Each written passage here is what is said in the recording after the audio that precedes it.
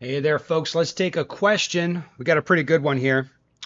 How do I get a consistent index between dry fire and live fire? I don't know why, but when dry firing, my index is perfect. But in live fire, it's always a bit off. Maybe it's just my nerves. All right, so this is a common question or common sort of question. And what this tells me is this guy's doing something like something is wrong with the dry fire. I mean, clearly something is changing. So let's just go through the terminology quick to make sure we understand it. So when he says during dry fire, my index is perfect, that means he looks at a spot, sights come over to that spot, right? So my grip on the gun's the same, my head position and posture is the same.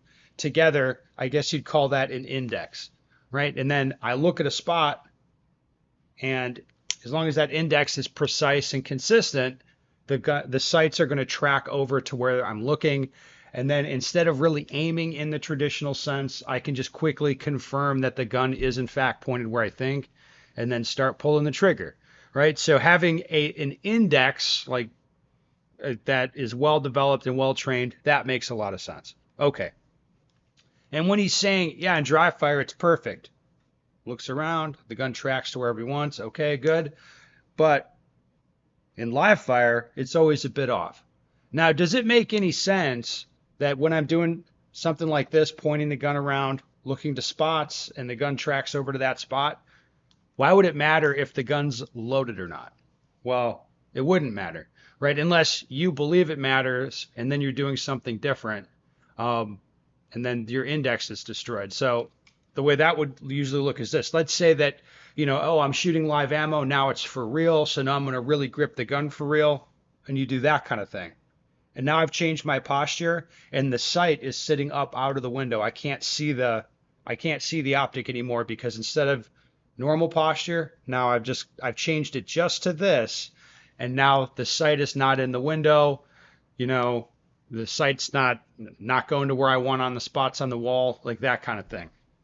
That is usually what happens when you see questions like this. Like the guy's doing dry fire and has he's at least trying, he's like doing the practice. And then when he's doing live fire, it's for real in his mind. And now he changes what he's doing. So his last question at the end there, it's like about the live fire, it's always a bit off. Maybe it's just my nerves. Honestly, it's the fact that you're making it different in your head.